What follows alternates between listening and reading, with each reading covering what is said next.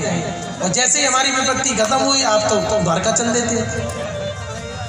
इसलिए हमारे जीवन में विपत्ति आती रहे, क्यों? कम से कम तुम तो बने रहो कि सुख के माथे सिल पड़े जो हरि हृदय से जाए, बलिहारी बा दुख की जो पल पल नाम जपाए।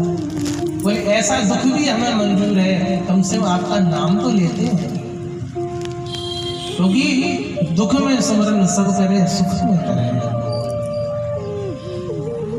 इसलिए कन्हैया तुम हमें विपत्ति देते रहो। अच्छा, कुंती माता ने विपत्ति मांगी, भगवान ने विपत्ति दी क्या? नहीं दी ना। क्यों? अरे जिसके पास जो होगा वही तो देगा।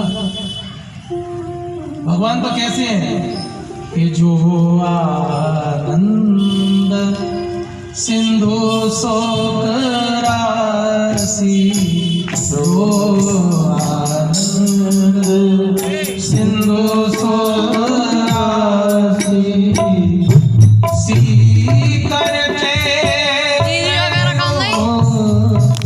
सुपासी, जो आनंद सिंधु शोक राशि सी करते त्रैलोक सुपासी, जो आनंद सिंधु शोक राशि, सिंधु शोक राशि, सिंधु शोक राशि।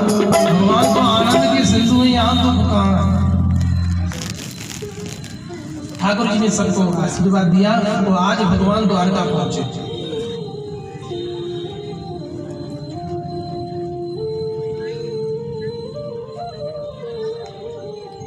द्वारका जाने वाले ही थे, याद स्मरण आज आ गया भीष्म पितामह का। ये भी तो लेटे हमारी याद। क्या करें महाराज? युधिष्ठिर को भी मोह हो गया था। युधिष्ठिर का मोह ठाकुर जी समझाए, नहीं माने तो भगवान को लगा ये इनको कोई सफेद दाढ़ी वाला समझाएगा तब माने। अब अगले दिन महाराज भगवान ने आज द्वारका जाना कैंसिल कर दिया। अगले दिन जैसे ही भगवान भीष्म पितामह के पास पहुंचे, सभी पांडवों को लेकर भीष्म पितामह के पास गए और भीष्म पितामह को दिव्य दर्शन भगवान ने दिया। भीष्म पितामह ने स्तुति की, मते रूप कल्पता विदर्शना, दिव्य स्तुति की। भीष्म पितामह का प्रयाण हुआ। इन लोगों को पांडवों को उपदेश भीष्म पितामह से दिलाया और भगवान प्रस्थान किए द्वारका। काफी समय हो गया। एक दिन की बात, युधिष्ठिर को विचित्र सपने आए। युधिष्ठिर जो नहीं होना चाहिए ऐसे विचित्र सपने, मूर्तियों की तरफ देखे तो नेत्रों से आंसू। आपस में बात करते हैं युधिष्ठिर, भीम मुझे ऐसा दिखाई देता है जैसे मूर्तियों से नेत्रों से आंसू बह रहे हैं। अरे बछड़े गाय का दूध पीते हैं मगर गाय बछड़ों का दूध पी रही है, ये तो अपशगुन हो रहे हैं। इतने अपशगुन हुए तो आज युधिष्ठिर जी कहते हैं भीम से, भीम अर्जुन को गए हुए 7 महीने हो गए, अब तक कोई खबर नहीं मिली द्वारका से। कन्हैया हमारे कैसे हैं? अर्जुन आए भी नहीं, अब तक तो आ जाना चाहिए। क्या हुआ? आपस में बातचीत कर ही रहे थे। इतने में महाराज अर्जुन को आते हुए देखा। अर्जुन को जैसे आते हुए देखा, मुख एकदम मलिन, चेहरा उतरा हुआ। युधिष्ठिर महाराज को घबरा गया। तुरंत अर्जुन के पास जाके गले से लगाया, बोले भाई क्या हुआ, तुम्हारा चेहरा उतरा क्यों है? अरे द्वारका में सब लोग ठीक तो हैं, हमारे कन्हैया ठीक हैं, उनके पुत्र अनिरुद्ध प्रद्युम्न ये सब लोग ठीक तो है ना द्वारका में। जहाँ भगवान की चल का नाम अर्जुन ने सुना, नेत्रों से आंसू बहने लगे। युधिष्ठिर से कहते हैं अर्जुन कि वंचितो हम महाराजा हरिणा बंधुरूपिणा येन में प्रहतम तेजो देव विस्मापनम।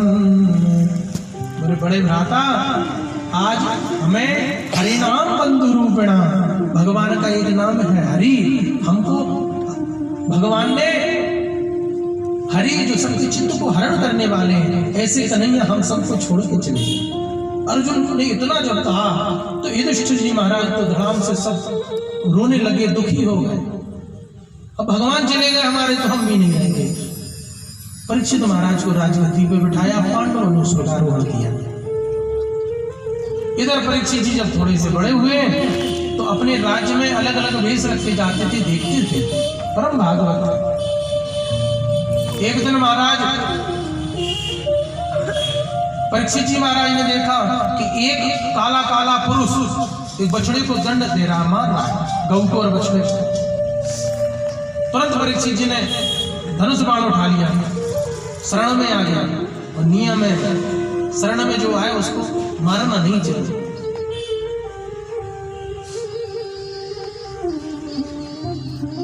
समझ गए परीक्षित जी कि बछड़ा कोई नहीं, धर्म है, गाय और कोई नहीं, पृथ्वी माता है। काले काले पुरुष से पूछा, भैया तू कौन है? बोले महाराज मैं कली हूँ, कलियुग। अरे तू हमारे राज्य में क्या कर रहा है? बोले महाराज अब हमारा समय आ गया, मुझे तो रहना है। बोले तुम हमारे राज्य में मत रहो, दूर जाओ। बोले जहां तक नजर जाती है महाराज आपका ही राज्य है, मैं कहाँ जाऊं, मुझे तो रहना पड़ेगा।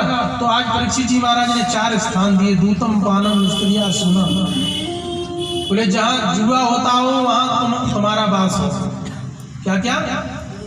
दूतम पानम, जहां मदरा पी जाती हो वहां तुम्हारा वास हो। स्त्रिया सुना, वेश्यालय में तुम्हारा वास हो। सुना नाम हिंसा, जहां हिंसा होती हो, जीवों को मारा जाता हो, वहां तुम्हारा वास हो। ये 4 स्थान कलियुग को दिए परीक्षित जी महाराज ने। परीक्षित कलियुग बोला महाराज, बोले जैसी हमारी शकल थी वैसे ही हमने स्थान दे दिया, कोई ठीक ठाक स्थान दे दो। तब एक स्थान और दिया परीक्षित जी महाराज ने, कौन सा? स्वर्ण में, 5वां स्थान स्वर्ण का दिया। भगवान कहते हैं धातु नाम अस्मि कांचन, कि स्वर्ण में तो भगवान का वास होता है। हम लोगों ने देखा होगा, आप भी जानते होंगे, जो छोटे छोटे बच्चे कोई गंदगी में, गांव में जैसे कोई गंदगी में खेल के आ गए तो उसको घर की माता कहती है अरे इसको सोने का पानी चढ़ा दो शुद्ध हो जाएगा। कहते थे कि नहीं? पुराने गांव में, अब मुझे नहीं पता, पर छोटे छोटे हम थे तो सुनते थे, दादी हमारी ऐसे कहती थी, करती भी, कभी नाली में गिर गए या कुछ हो गया, बच्चे वो तो खेलेंगे। तो स्वर्ण में ऐसे कुछ भी स्वर्ण लिया, उसके ऊपर से पानी ऐसे डाल के, पवित्र स्वर्ण इतना पवित्र होता है। तो साहब जब इतना स्वर्ण पवित्र होता है तो ये कलियुग कैसे? तो कहते बोले 2 नंबर का जो सोना होता है उसमें कली का वास रहता है, 1 नंबर के सोने में नहीं रहता। अब माताएं कहेंगी महाराज 1 नंबर का सोना का रोटी करना कठिन है आज के समय में। सोना तो दूर की बात, 2 नंबर में पहन सकता है व्यक्ति, है पाठक जी? मैंने 2 नंबर में ही पहन सकता है व्यक्ति, 1 नंबर में कहा? वो सच्चाई है, गलत कह रहा हूं माता है? जितना भी हो सब चढ़ा देंगे 2 नंबर को।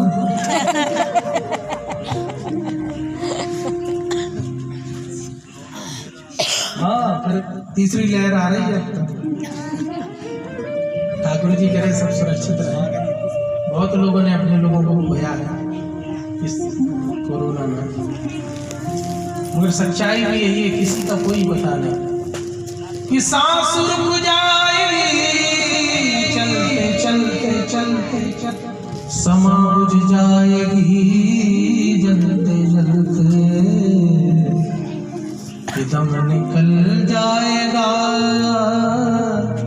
रोशनी का, क्या भरोसा है इस जिंदगी का। इसलिए हम रहे